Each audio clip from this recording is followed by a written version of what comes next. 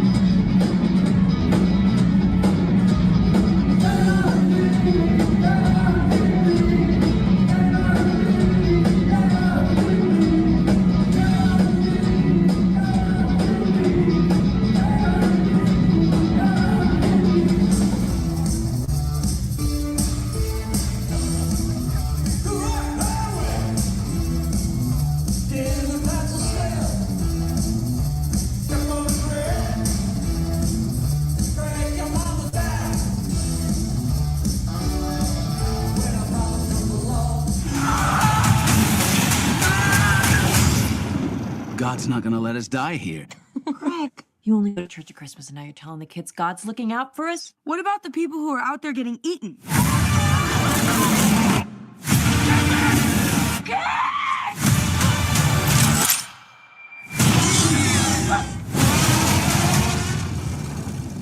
I don't need you to worry for me, 'cause I'm alright.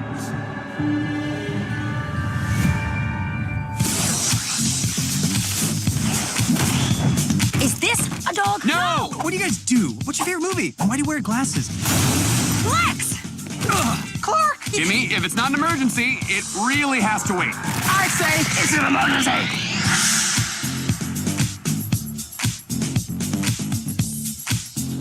You must prove you can party with men of steel. To the reaches of tomorrow. We stand together, right here, right now. I believe in the X-Men.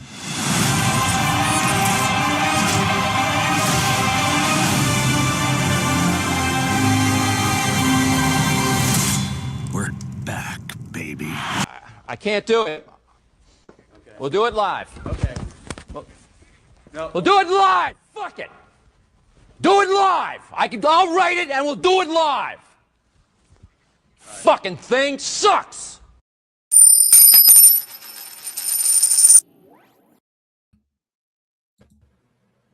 Hello. Camera. There we go. Yes. Go. Hello. You know, I forgot to go over what order you want to do. Do you have any preference on the order, Bobby? How about we do X-Men, Oak Street, or X-Men, Superman, Oak Street? Okay. And did you have a chance to watch Lanterns? I did not. Okay, so what I will do is I'll hold off. I'll give my thoughts on the pilot episode of Lanterns, which I ended up watching. It wasn't on the agenda, but I ended up watching it, and I kind of do have thoughts on it. But I was just getting spoilers left and right. And I will say a lot of the spoilers are leaving out lots of fucking context, as always. But if you want to jump out before I discuss that, you can, Bobby. Okay. But yes. So X-Men, is that what you said? X-Men 97 start out with? Yeah. Okay, let's pull that up. X-Men 97. So this, like the second half of the season, like the first half of the season was setting up kind of some Apocalypse origin. and putting Professor X in pretty a shitty spot in his mind after Magneto dies. And then the second half is kind of picking up after that. We see Polaris from X Factor kind of take a bigger role, but essentially they have to deal with the resurrection of Apocalypse, which appears to be through, I guess it's kind of spoiler, but like through Gambit.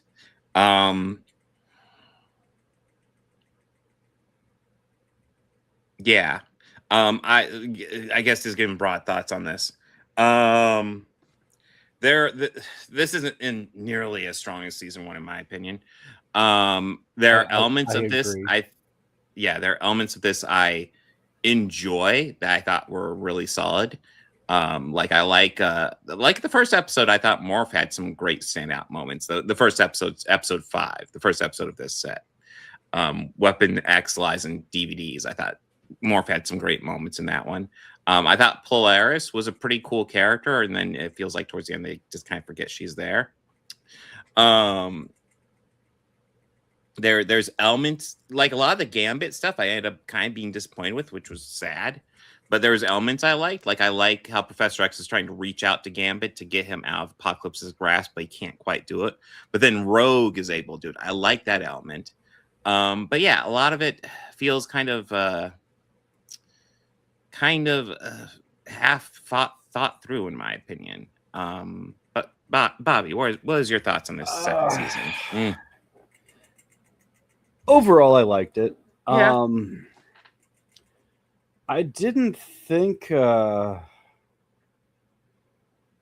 was like a little disappointed with the Gambit stuff in the end. Mm-hmm. I kind of felt they did shelved Polaris and Yeah. kind of also shelved Apocalypse too for the most part. Yeah. I mean, I would argue also they kind of shelved. So, like, I want to say it's the beginning of episode 6 where we see Xavier, like, really grieving over the end of Magneto. And you see how much it's really fucked with him. Yeah. And then they don't really deal with that much after that.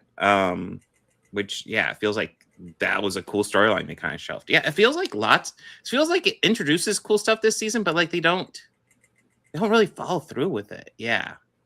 And then, yeah, Apocalypse, I guess the most they follow through with is the Apocalypse Gambit stuff, which feels a little underwhelming in my opinion.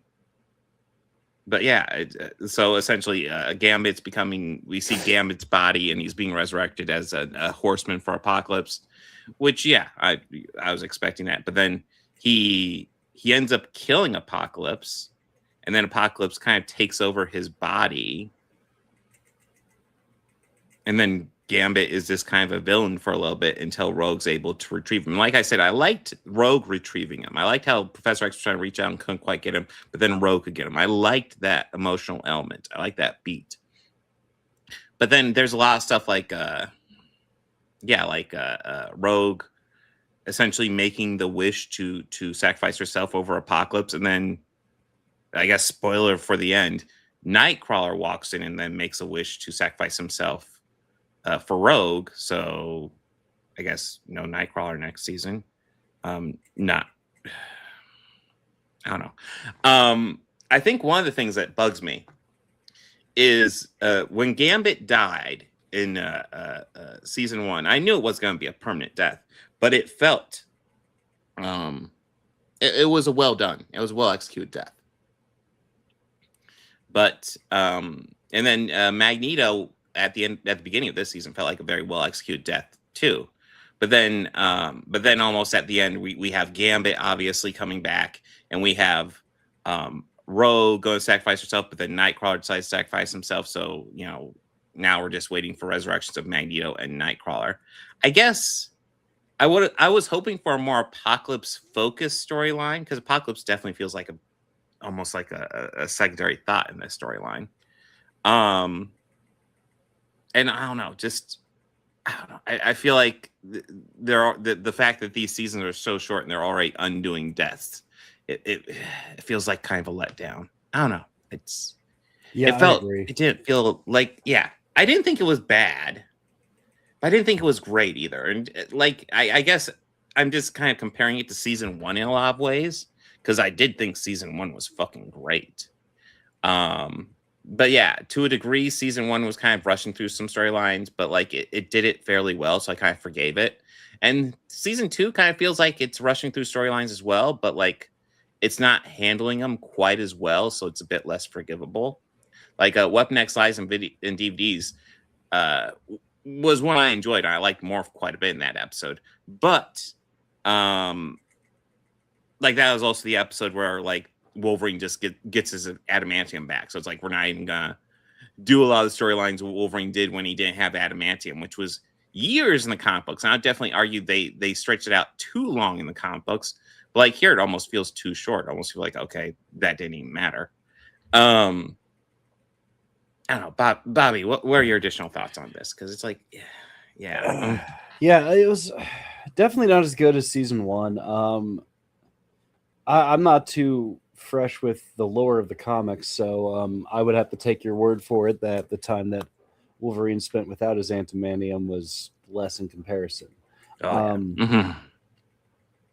Yeah, that was probably my favorite of this batch. Yeah.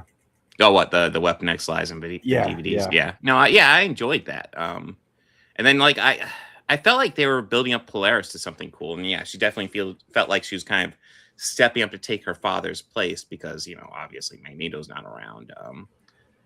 And then yeah, I feel like towards the end they just fucking forget her, and it's like, wait, was she supposed to do something? It felt like if they're going to do something with her, maybe wait till you actually have a full storyline fleshed out for her, and then rather than just introduce her here and then drop her, because it just felt kind of half-assed. There are elements I like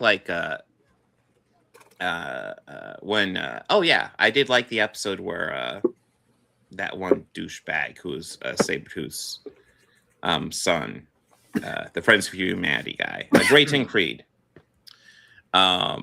The series is completely non-political, which is why he's running for president now.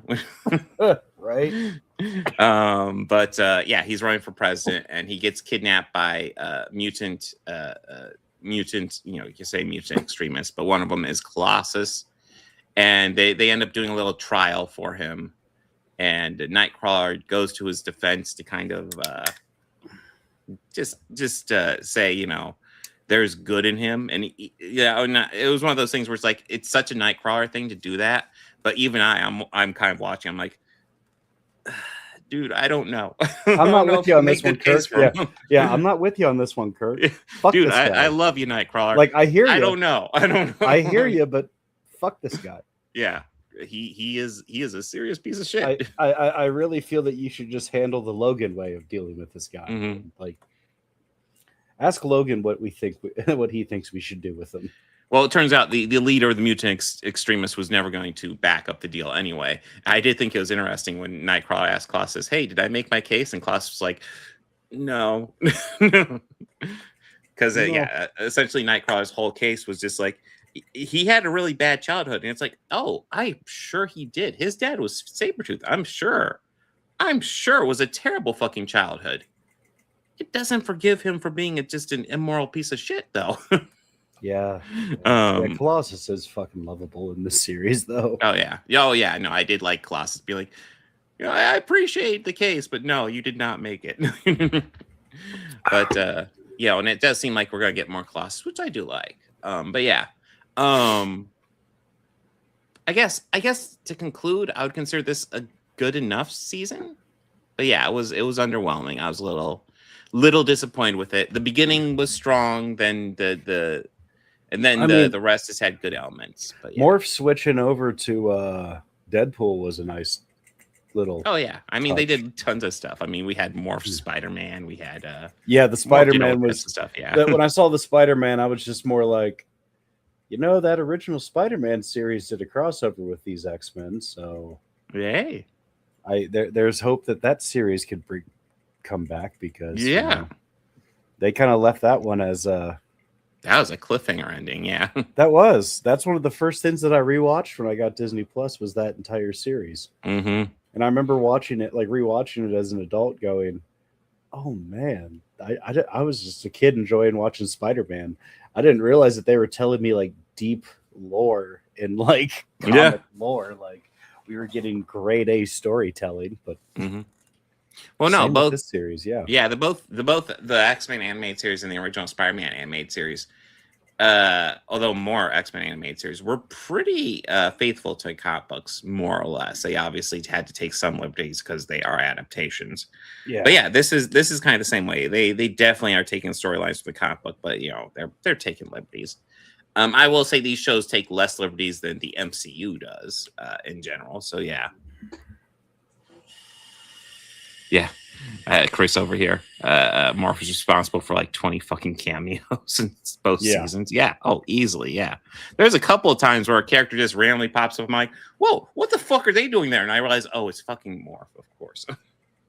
Yeah, just kind of go, wait a minute, were they? Oh, yeah, Morph. That's right. Like, I think it was like early in season 1 where the X-Jet blows up. And then suddenly Archangel is there catching people. I was like, wait, I didn't know he was there. Oh, fuck, it's Morph. I all those little cameos I do appreciate, and they are quite fun. But season 3's a wild ride of it, Chris. It's a wild ride. Oh, season 3 of X-Men, yeah, the original one. I believe that's the one that has Cap and Wolverine. I believe it's that season. I don't remember. The first one that they have there's the backlash or the flashback episode where it's World War II times and them doing like some more beating up Red Skull and Nazis. Yeah. Well, Cap was beating them up. Yeah, that's true. Yeah, Cap was beating them up. Let's be real. Let's be real. Captain America has killed plenty of Nazis in his time. He but has. Probably not as many as Wolverine. No. Mainly because like, that's Wolverine's primary thing. Cap would also show some restraint. Yeah. I'm not saying they wouldn't be unscathed. He's gonna beat the ever living shit out of them, but it wouldn't be like if Batman was beating up Nazis. Then it would just be an unmerciful ass whooping. It's the best way I could describe it. Yeah, it does. It's actually not too far off from the last absolute Batman annual where Batman just beats the crap out of white supremacists, and of course the judge got offended by it. Yeah, an unmerciful. Oh yeah, it was when he was beating up those like Proud Boy lookalikes. Yeah. Right? The ones Yeah, with and the white they all got hoods and offended. the, It's just like, you're telling on yourself, guys. You're telling. It's also just more like, so you've never read a Batman comic, then? Yeah. You don't understand the character. You have the understanding of Zack Snyder understanding comic book characters. Yeah, Jesus Christ. But I mean, Batman would absolutely beat the fuck out of those guys. Oh, yes. But yeah, so this season of X-Men 97, I guess overall, I'd say it's a little disappointing. I think it's still good enough, but yeah, it's disappointing. But yeah, it's okay. It's good enough. Anything you want to add, Bobby? No, I'm good. Okay. So End of Oak Street. I just saw this earlier today, so it's super As fresh did in I. my mind. Did I. Yeah. Got home, got the podcast set up, and then did a little bit of video editing before coming on here live. Essentially, like, I didn't expect this to take place in the 80s. Yeah, I wasn't expecting. So yeah, it's about a family in the 80s who, just live in this small town that suddenly just this whole little neighborhood is just transported to dinosaur times, and that's the movie, and the family has to survive.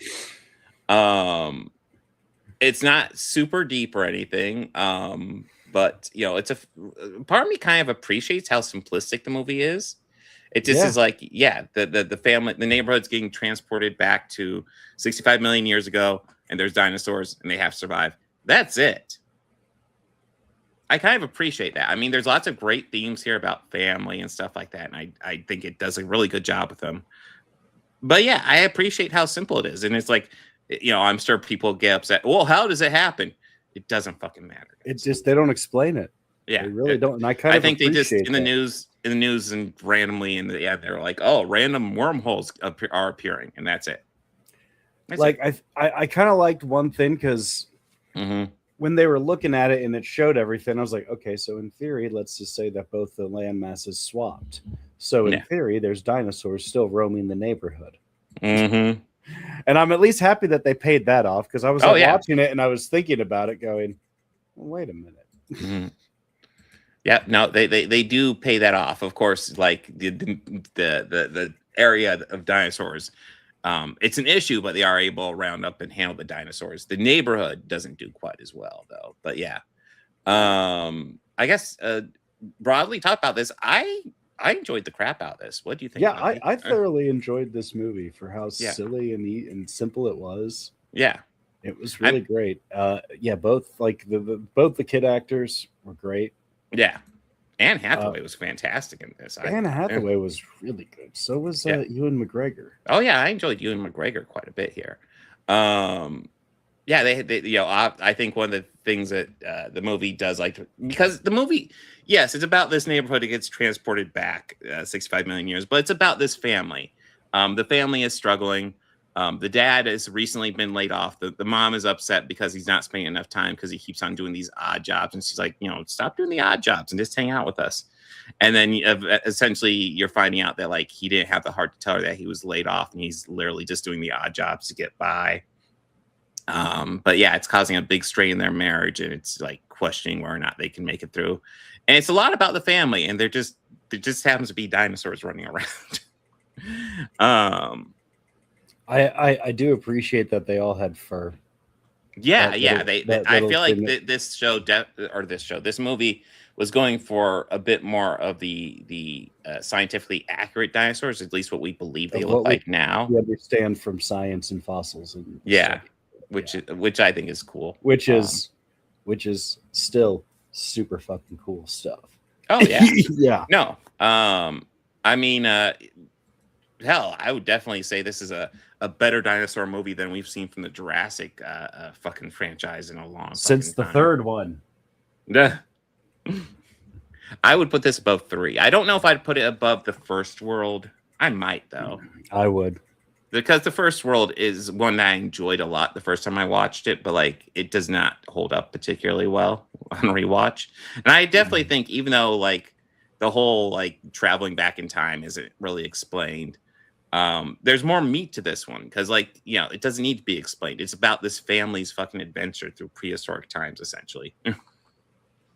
And you know, there's a little bit of time travel shenanigans towards the end, but yeah.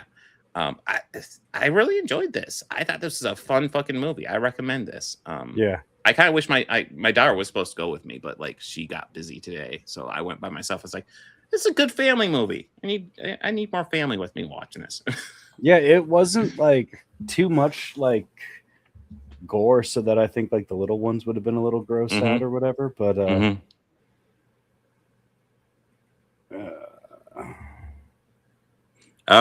super chat. Thank you very much. Yeah, I heard someone say this film is stupid but entertained him. I don't know if that's a mark of a great film or not, Bob. I don't know if I'd necessarily even argue this movie is stupid. I would say, like, if you're looking for an explanation, like if you're looking for a deeper meaning besides them being portaled back in time, there isn't one other than, you know, to help make the family kind of realize what's important. Because that's kind of the point. They're losing sight of what's actually important. It's like strip away everything. What's important to these people, and they kind of need to learn that.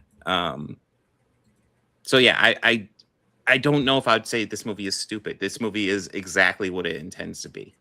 That's just an enjoyable movie. Yeah, admit I walked in not really having much high hopes for it or anything like that. I wasn't expecting like great lore or anything of the sort, but I was pleased with this overall. Yeah, I was like I will even admit the trailers didn't super sell me on this, but then I saw the reviews. I was like, okay, let's check it out.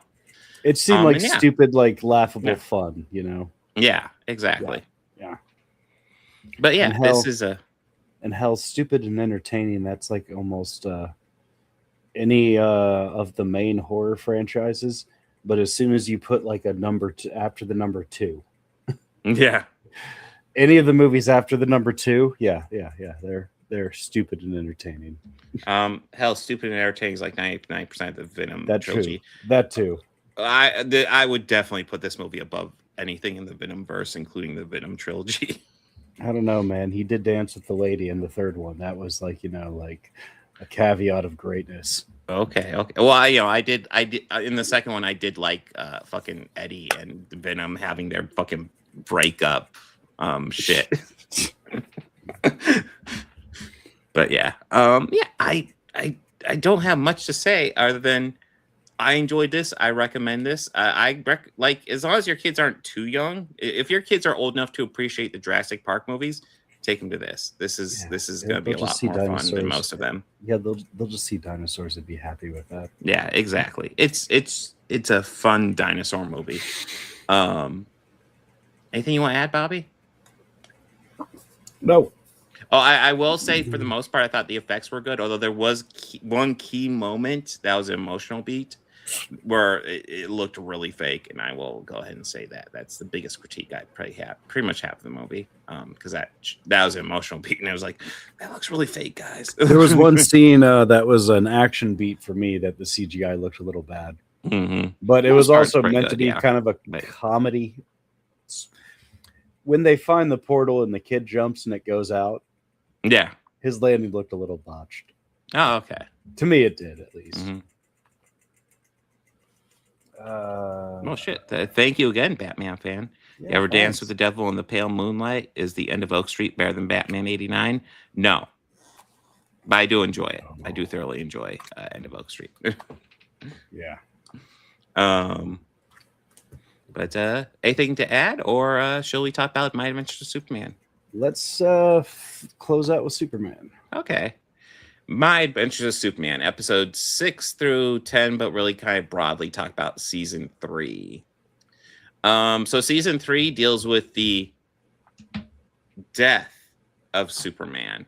The death of Superman here is kind of it's kind of just the death of his powers is how they decide to handle it.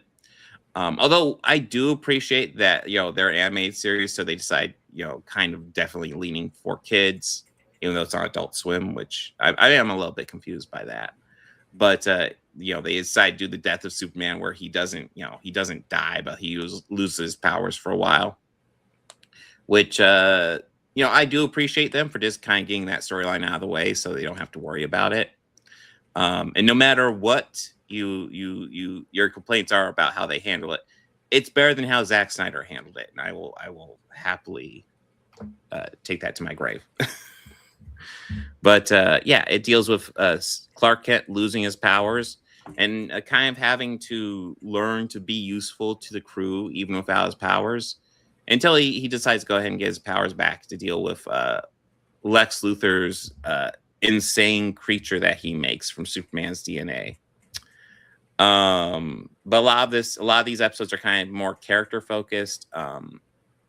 Episode 6, Jimmy deals with a bad date again. Episode 7, the imps are challenging our crew to a game, a competition. And then episode 8, 9, and 10 are kind of a 3-parter where they're kind of dealing with the ramifications of the end of the series season, and Superman has to start, probably considering getting his powers back again. My thoughts overall on this season is that I think it is better than season 1, but not as good as season 2. Bobby, what do you think?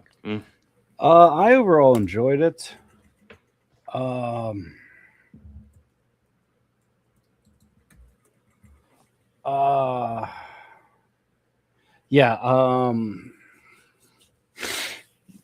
kind of liked how they handled the Superman loses powers / the death of Superman.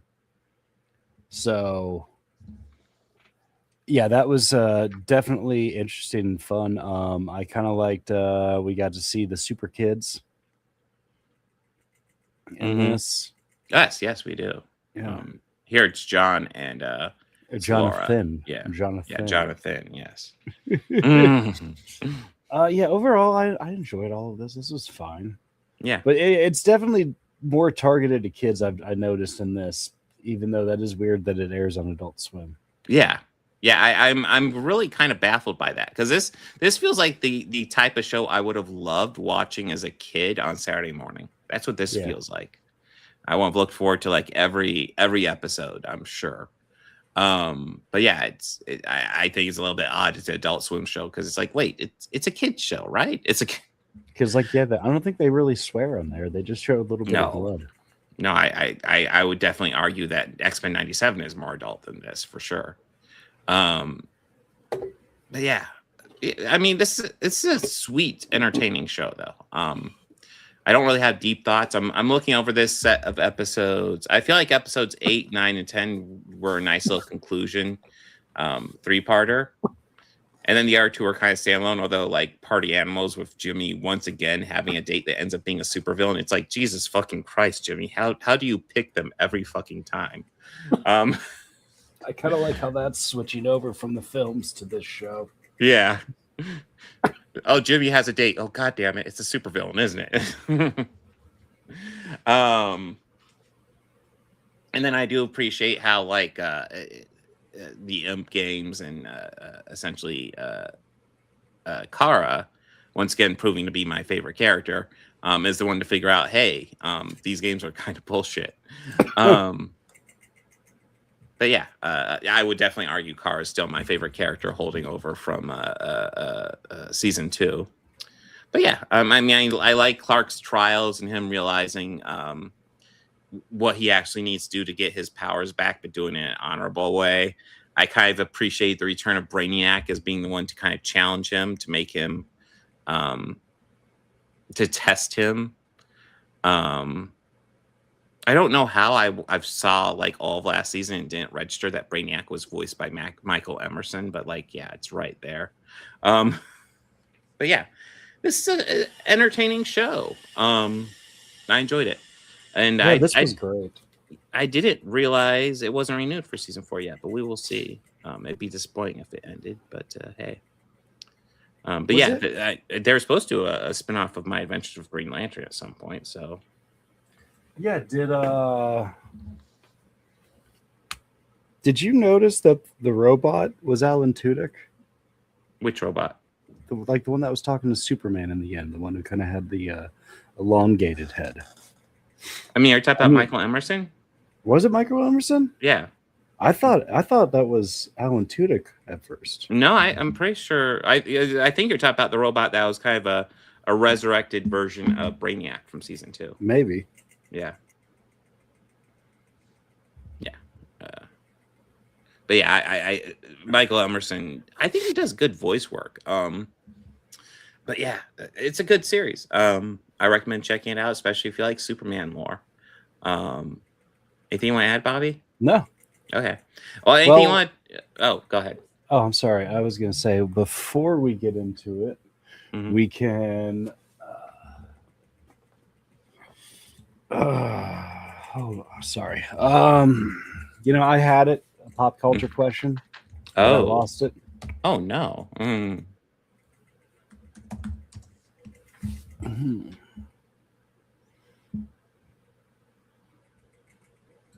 Did we do overrated bands already? Yeah, we did. Yeah, we did that last time. We did that, yeah. Underrated. Yeah.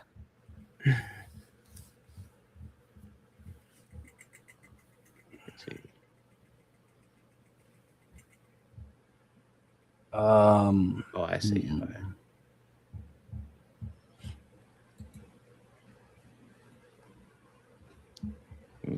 Did you want to pick something? No, I'm trying to think. What is there something I could do? A movie that never got a sequel that you feel it should have gotten a sequel. Oh, we could definitely have a discussion about that.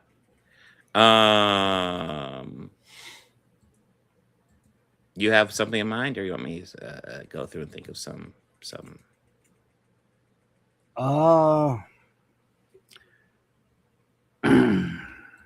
Yeah, go ahead. I mean, to each their own. Music, like all art, is subjective. Mm-hmm. We all have our own opinions, and all opinions are valid, even bad ones. Yes. Chris. Even bad ones. Opinions and assholes, yes. But no, Movies are- no. Actually, you know what? I'll joke about like less about Limp Bizkit and everything, but like honestly, if you look at the aspect of their guitar player Wes Borland, he is actually a really great guitarist and does some really cool stuff with the instrument, but he just plays Limp Bizkit. Yeah. Like I enjoy his work as a guitarist. Even his like weird instrumental, like industrial music stuff is fucking out there, but it's cool. I dig it. All right. So I'll go ahead and name one right off the bat. Yeah. And this one's getting a cartoon intro quote at some point. But I'll go ahead and go with Serenity. I always wanted to see a follow up to that movie. Because it felt like they were starting a new war, and I was like, oh, it would have been interesting to see the crew during that time period, because they'd be kind of a focal point to that. But yeah, I always wanted to see a follow up to that. I agree. Yeah, that would be a definite yes from me as well.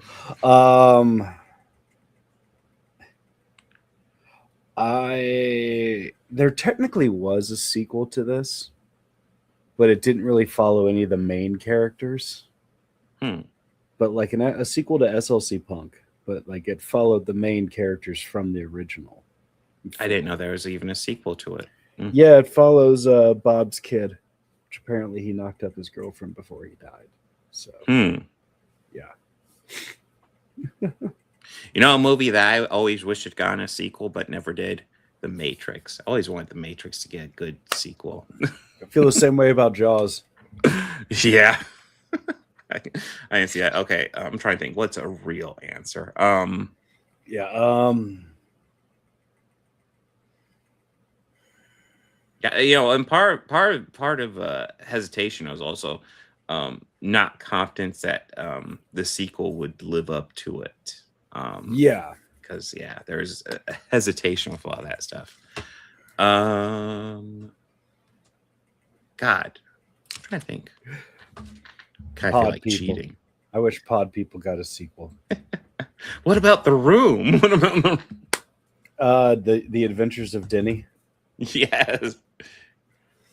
And him dodging Chris R. and Chris R's demand for his fucking money. Yes.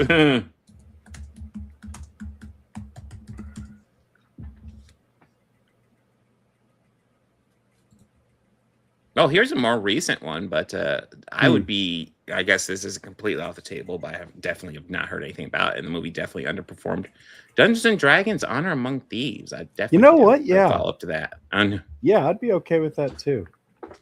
That was surprisingly good, especially after watching the original Dungeons and Dragons movie, and then following it up with that. It's like, speaking of medieval dragon films, you know that there are 4 Dragonheart films.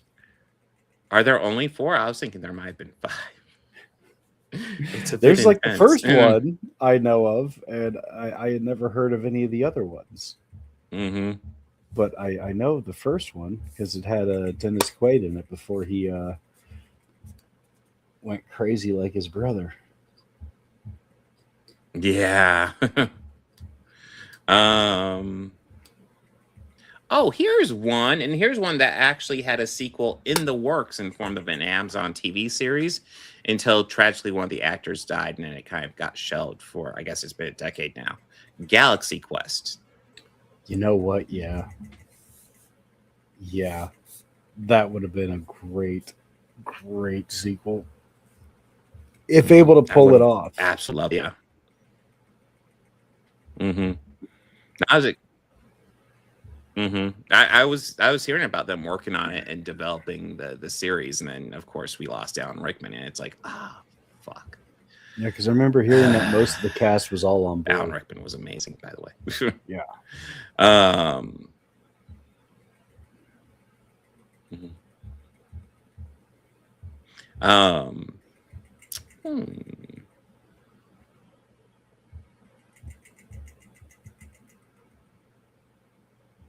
You know, another one.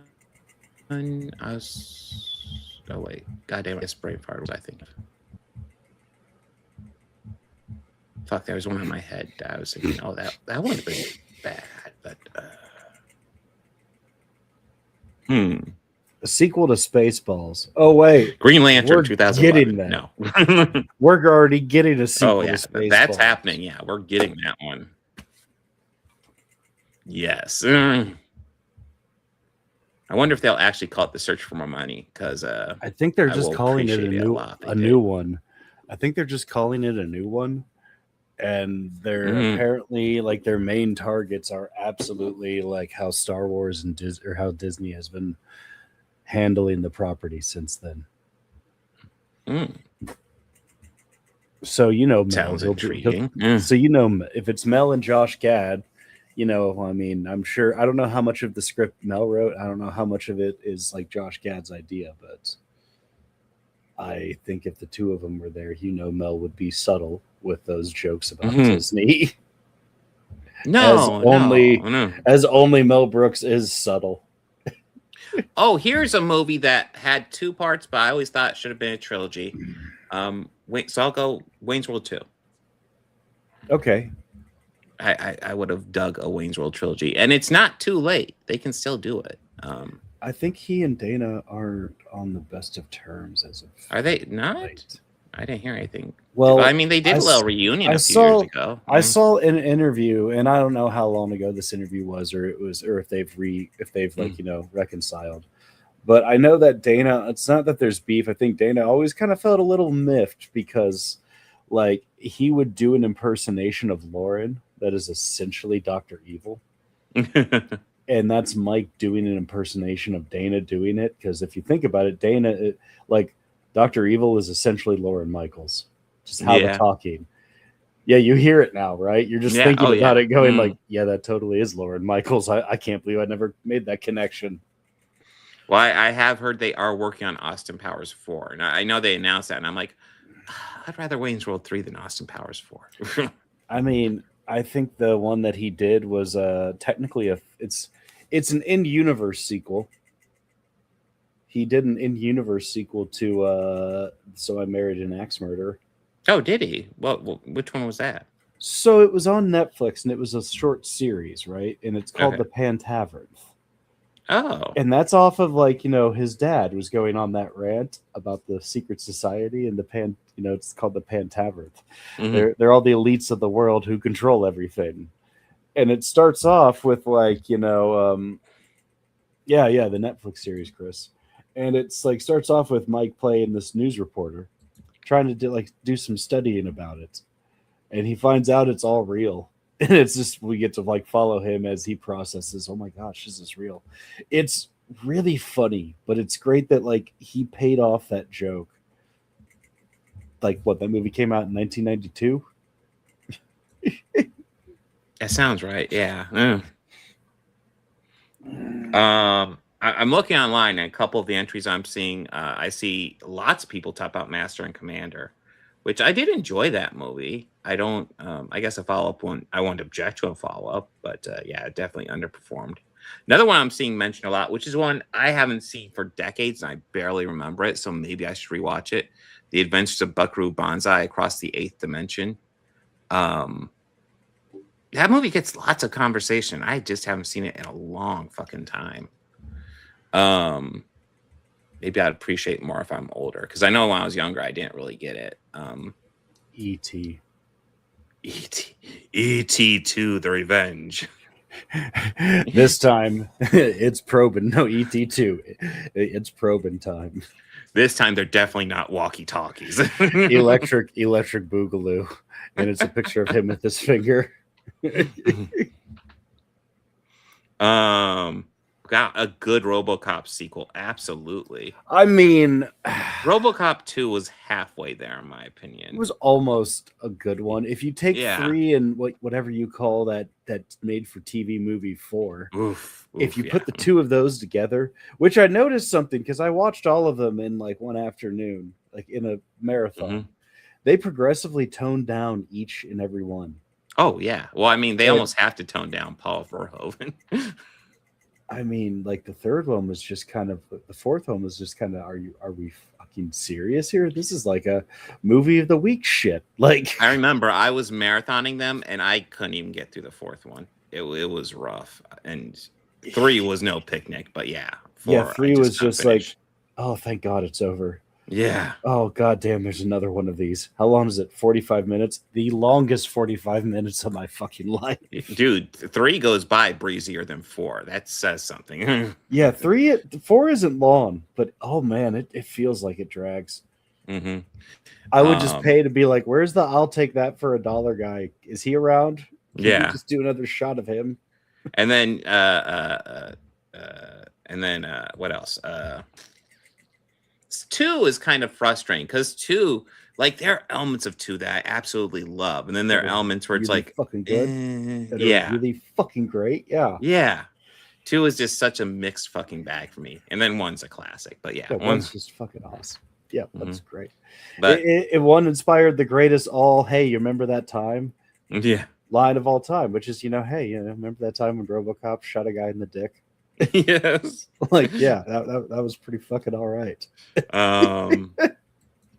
I think Grand Theft Auto Autobot's got an excellent one. Big Trouble in Little China. Yeah, I would absolutely be down for that one. For sure. I know it's it's definitely impossible to make now, but it would be a Hudson Hawk sequel because I love that movie. It's so stupid and silly. It is so stupid. I Just, I wouldn't be like over the demanding it, top but I would bad watch guys. it. I would watch Just it. the over the top bad guys. They're Mhm. just so fucking great. And just think about if they could get anyone else to do that now, Mhm. or hell, Rupert Grant can just play it again and Mhm. Sandy Bernard, and it'll be fucking wonderful. Iron Giant.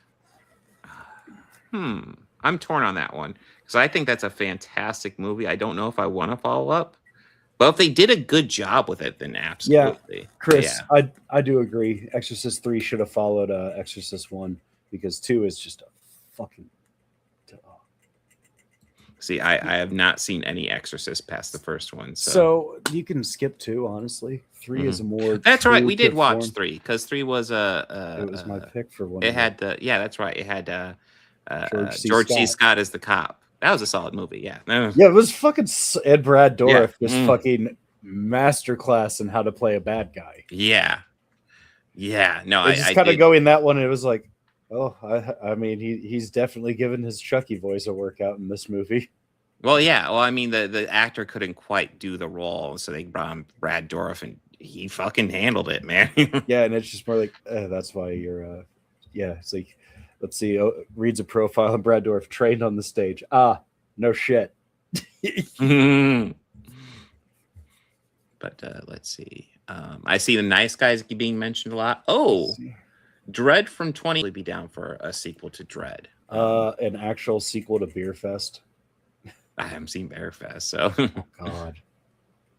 Um, If you like the Super Troopers movies, mhm. that line of humor, their horror movie they made was actually like legit. Really? For a horror movie, like it's Hmm. I mean, it's way more of a comedy, but like it's watching it going like, yeah, these guys love the Friday the 13th Mhm. series. I mean, like, I feel like you're kind of trolling here a bit, Chris, but I will say it's not quite what we're talking about.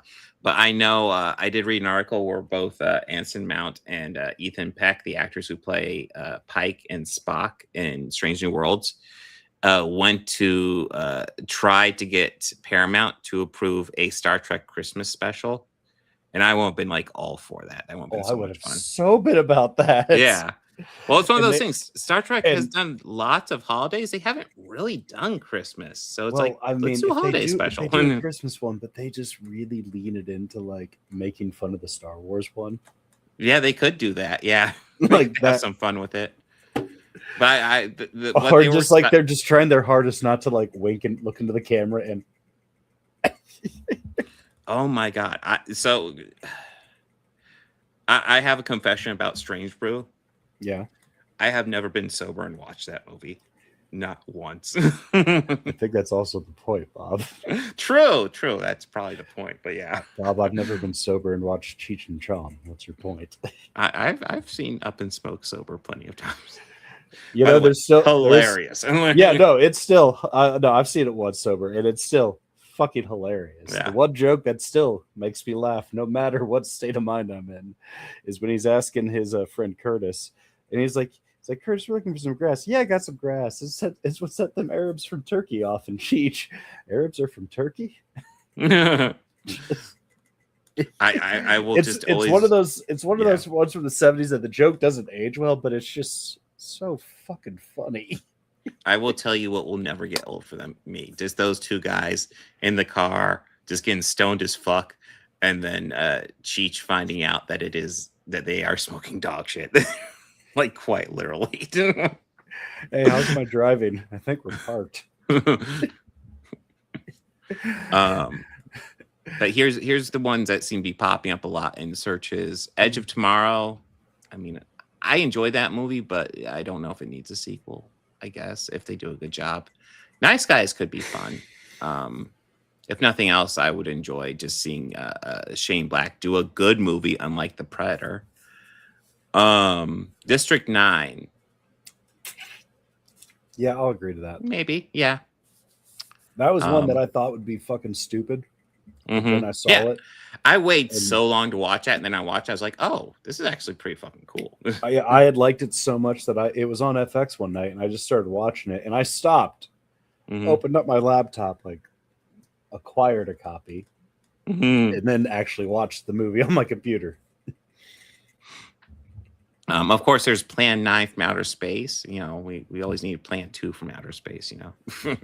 Or Plan 10 from outer space, that'd be it. I would have loved to see another Mitchell movie. I would have loved to see Joe John Baker reprise the role of Mitchell. Oh, I would actually love that. But you know who I Mitchell. think who could play the role now and would be fucking great at it? Who? Either I'm gonna fuck up this name, but Javier Bardem. Oh yeah. You know, yeah. I think if he does like a solid enough American accent. I'm so used to him being like doing serious roles, but or another one who I think can pull off like the comedic side, David Harbour, but that would also typecast him kind of. Crawl. Oh my god. That I watched that not too long ago. That is a fun, cheesy 80s fantasy movie. It's not deep, but you know, I enjoy it. You know, if we're talking about that though, I'll also throw in there Legend, the return of Tim Curry. I mean, it's technically darkness, but you know what? We're here for Tim Curry. We're here for Tim Curry. Oh yeah, Creed 4. I'd absolutely be down for Creed 4. No question. I would too, because 3 was a little disappointing for me. I think what disappoints me the most about it is the fact that it has Jonathan Majors as the villain. But at least it ends with Jonathan Majors getting beat up. But yeah. I mean, yeah, but I also kind of thought he was a shit actor then. Yeah. So. But in my opinion, I don't think there's a bad Creed movie, but I do think there's I do think each one is worse than the one before it. No, it's okay. I just don't think they get bad. Hey, And it's okay. It's all right though. You know, he's doing movies with the Daily Wire now. So, have you seen the trailer for it? Yes, I have. Yes, I have. That trailer, Bob. Oh my Dude, god! You know they're talking about, oh, this is the throwback movie where we dealt with Arab terrorists, and like the biggest movie I can think of that they're throwing back to is True Lies. So the early 2000s then. Well, that was 90s, but no, they True didn't Lies? start. No, yes, that is, but they didn't really start using the Arabs as the go-to terrorists in our cinema or arts until after the early 2000s. Well, true. For obvious reasons. Before then, I believe it was like occasionally there'd be Syrian, but they'd still be Russians. But I do think it's in the 90s, yeah. Well, I do think it's quite silly because, like, you watch a Daily Wire movie, and obviously the whole selling point is essentially Jonathan Major killing brown people. That is the selling point of that fucking movie when you watch that trailer. And it's like, this feels gross, guys. And here's the deal. You watch the trailer for True Lies, I remember it because I'm an old fuck. I remember what the trailer and advertising was for True Lies. It wasn't about Arnold Schwarzenegger killing brown people.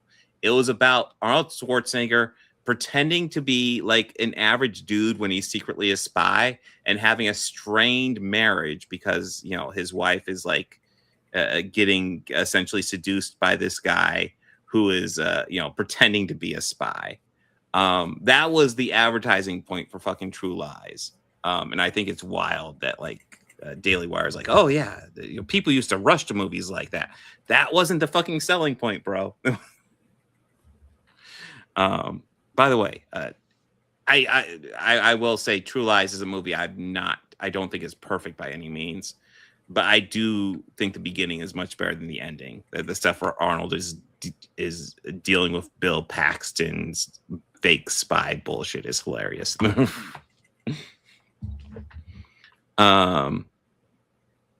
Would you want Zack Snyder to direct a live action Dark Knight Returns Elseworlds film? Okay, so I've heard Zack Snyder say he would do this, and here is my core problem with that: is that's pretty much the movie he did with Batman v Superman, and it sucked.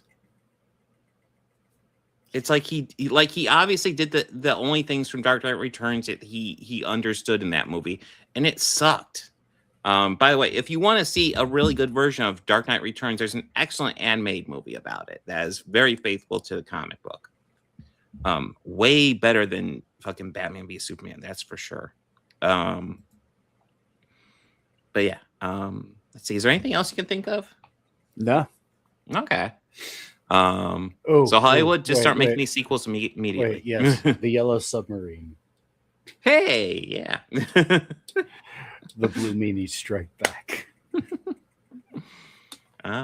I would don't know if like it's to see another Almost Famous, but him going around with another band that's like, ooh, yeah, not supposed to be the band you think it is. Just how they weren't supposed to be the Allman Brothers.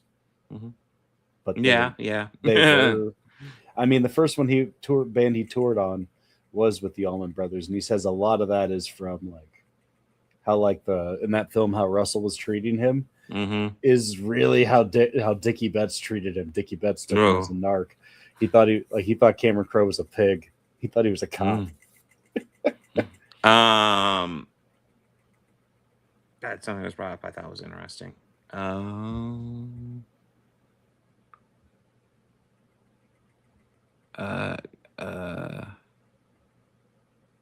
Crap, there was something I thought of, but now I'm completely brain farting. Let me go ahead and just lock down the whole stream while I try to think of it. Yeah, God, I was thinking there's something else, but I cannot remember it. Yeah, Ezra Miller was crap as the Flash. Well, yeah. I will talk about what we have next week. Okay. While you think about it. Next sounds week, we're going to dive back into Strange New Worlds, get into season 4, episodes 1 through 5. And it looks like we are almost closing out the Snyderverse with the hot chick, the much anticipated entry of this entire Snyderverse. And we are then following up with Resident Evil from 2002. Yeah, we got a new one coming out, so I thought it'd be a good opportunity to God, if we're not watching revisit all of them, are we? No, I have the first 2 on there, but yeah. No, I was like, you know, we're wait, covering- was Welcome to Raccoon City too? No, Welcome to Raccoon City was a reboot they attempted a few years later. I haven't seen it, but I think we cover. Can we just watch like different the attempts on animated that. version of 4 because that's the best video game?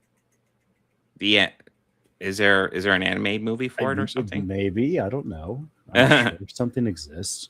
I mean, if you can think of something that's wedged in there, I'm sure the something second one we exists. can. Yeah. Oh, I'm not that picky. No, we're not cowards, Chris. I just think that these movies are the Snyderverse. Yeah. Yes. I mean, I wanted to rip it all off like a Band-Aid right at one big swoop, but somebody wanted to space it out. Mm-hmm. What? And I said, Bob, we have an audience. We can't do them. The Rocketeer. Yeah, the Rocketeer. I mean, we could Yeah. that. I don't mind. Well, I think covering that they're also bringing up sequels. Yeah, but I would have liked to see all of them meet up, all the comics, like those pop ones from like the newspapers. So that would be the Rocketeer, the Spirit, the Phantom, Dick Tracy, the Rocketeer. Yeah, all of them just kind of have their own Avengers like superhero meetup. Because I remember watching the Phantom and thinking it's legit. Mm-hmm. I remember if I've seen the Phantom. I definitely saw Dick Tracy. I know it has Billy Zane. Oh God, yeah. Yeah, and he's just fucking badass in it. Mm-hmm.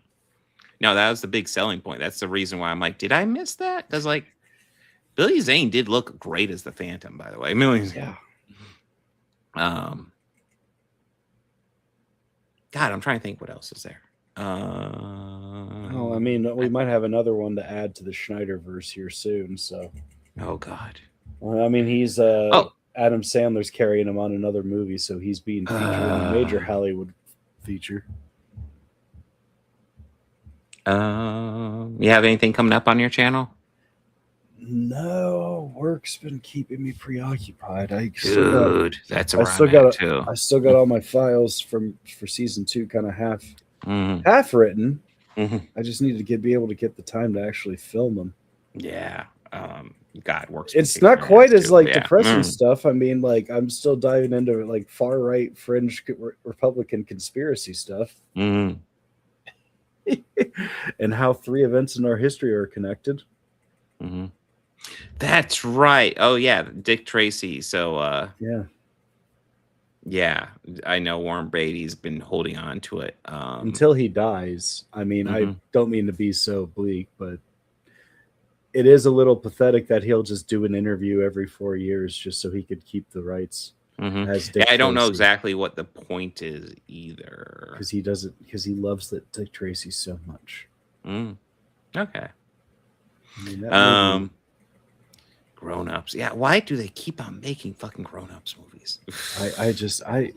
I think it's another example of just like how people are just really trying to show how funny Kevin James isn't. Yeah. No like shit. I just see a sad sack of what you call a replacement for Chris Farley. Like, no. God, yeah. I mean, Jesus Christ, yeah. I just try and imagine how funny Farley would be in any movie that he stars in with Sandler. I just picture it as Farley. God, but then that would actually be funny. It might actually say, yeah, no, it would be fucking great. It would be hilarious, but that would also be like very much just something that Sandler would write. He would write him to have like, what is it? Who is it who plays Kevin James's wife in that? Maria Collar or whatever. But yeah, he would write something like that. I mean, he wrote his own wife to be Selma Hayek. Mm-hmm. Well, anything you want to add, or shall I go ahead and get into Lanterns? No, you should get into Lanterns, and I will say adios, take care, and be excellent. Ooh. Talk to you next week. Yeah, see you later, buddy. Let me go ahead and get this set up. All right, so Lanterns. I saw the pilot. Bobby didn't. I will probably get into spoilers a bit, but before I do that, let me go ahead and tell you guys kind of my broad thoughts. So if you watched the live stream, you did see me cover the first 5 minutes that they released. I was really hesitant about this series after those first 5 minutes. I've been kind of hopeful about the series, watching the trailers and seeing the people talk about, be like, oh, this has potential. First 5 minutes had me really kind of like, oh, fuck, what is this? And now that I've seen the first episode, I thought this was excellent. I really fucking enjoyed this. It is essentially the story. I suspect the whole series will take place in 3 time periods because it started in 1996. It was there for a few minutes. Then we went to 2016. That's where the lion's share of the episode took place. And then it wraps up in 2026. And there is a huge spoiler that I will reveal later when I get more into spoilers. But lots of the chuds have been talking about ignoring a lot of the context that was established in 2016, which might explain something away.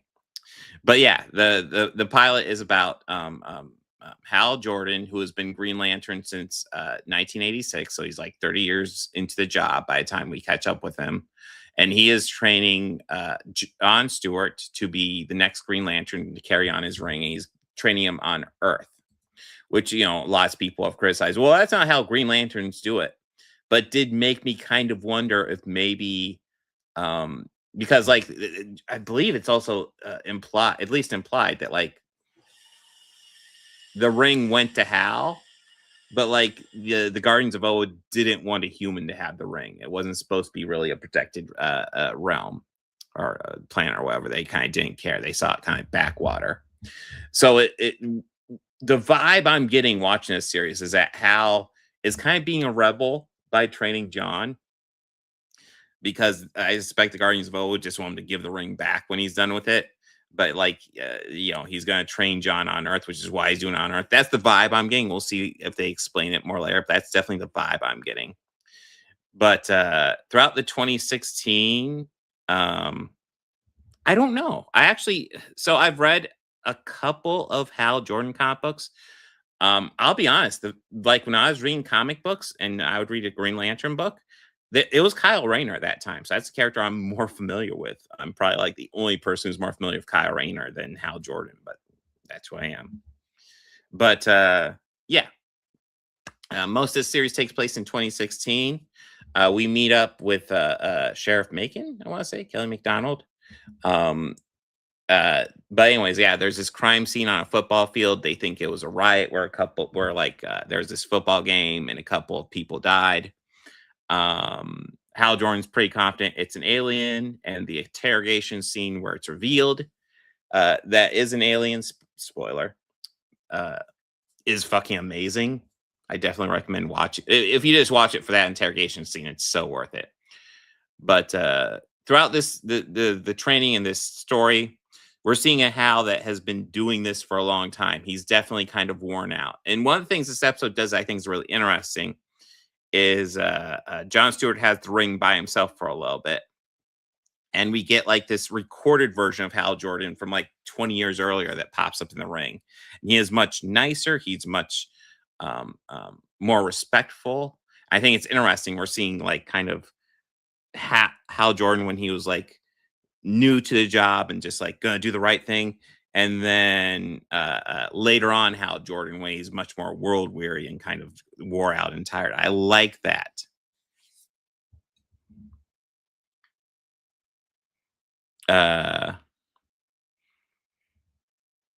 Yeah, we aren't gonna know we'll figure out the story as it goes. But we see the sheriff and her family. There's a little bit of dispute between her and her family, but we see a lot of people in her family seem to be training to fight aliens. And it definitely seems implied to me that there's aliens in this town because we have this militia forming up to specifically target and kill aliens. And I'm going to assume not every single alien is a serial killer that needs to be put down. We will see how the storyline develops. But overall, this was a really fucking good episode. And even though the beginning put me in a bad place of mind, I see what they were doing with it. They're kind of setting up John's story, because the whole thing where the father sees him and then with live ammunition shoots an apple off his head is insane. But it kind of shows how John is like super kind of keeps to himself. He's super respectful to everybody because he's kind of lived kind of a fearful life, and kind of this is how he's learned to put up with it. And I'm sure we're going to see that evolve throughout the series. I really love Aaron Pierre and Kyle Chandler in the characters. I feel like Aaron Pierre is doing a really good job with John Stewart. I want to see how he changes throughout the season, because I'm sure he will. Kyle Chandler kind of has to play Hal Jordan at different points in his life, which I'm sure is part of the reason why they cast him, because you darken his hair a little bit, he looks a lot younger quite easily. But he carries both versions quite well. Like when we see the younger version from The Ring, he is he seems much more like respectful for his job, just like, oh, we got do the Green Lantern thing. But then nowadays he's much more just whatever the fuck. Like one thing he does in this series is he literally he makes money from his ring, because why not? And then he sets up a jukebox and he just puts it on repeat for the same song over and over again. And the reason he does that is to start a fight in the bar so he can get arrested and hopefully get in the cell or get nearby the guy that has already been arrested, who they suspects an alien, which is kind of cool. But yeah, I didn't want to go over this too much. We will be covering the first 4 episodes a couple weeks in the podcast, but I thought this was excellent. And to get hard into spoilers, so we're going to get into the big spoiler here that lots of Chud's been ranting about. We get a little bit of 2026 in this series. And in this series, we find Hal Jordan's dead body. It looks like he's been shot. And we also see his ring is missing. We know Jon Stewart doesn't have the ring at that point either. So we don't know where the ring is. So that's definitely a mystery being set up. But the huge piece of context that the Chuds are talking about when they talk about, oh, they killed off Hal Jordan. Throughout the episode, they talk about aliens who can perfectly copy human form. And they even specifically say there are 14 different aliens that can perfectly copy a human, and we cannot detect them whatsoever. So, number one, is Hal Jordan actually dead? We don't actually know. They're cutting out huge chunks of context, but not bringing that up. And also, it's a fucking comic book story. People die. But my thoughts on this pilot, I thought was excellent. I also like the fact they just call it pilot. Because, it's obviously the pilot episode, but, Hal Jordan's a pilot. So I like that they call it a pilot. And also you could argue that, Jon Stewart's trained to become the pilot of the ring. I like that. But yeah, this is an excellent start. I hope it maintains this, but if it maintains this quality throughout the rest of the run, I think this could be something really good and something really unique to the DC universe, which has kind of been needing. I feel like we've been focusing a lot on the super family, which I like. I like the super family, but I'd like to focus on other big characters. So I like getting some Green Lantern stuff. I like getting some darker side to the DCU for sure. And when I say darker, I don't just mean Peacemaker, where they say the F word occasionally. I mean actually like darker side of this universe. I kind of like it. Thoroughly enjoyed this. Highly recommend it. Wow, I think you'd enjoy it. I know you're a huge DC fan, but yeah, this is excellent. But anyways, Bobby already went over our next week for the podcast. I will be live tomorrow doing Chuds and comic books. We will be going over the Chud reaction to the first Lanterns episode, because it is fucking wild. But thank you so much for joining me. Make sure to like and subscribe, party on, and be excellent to each other.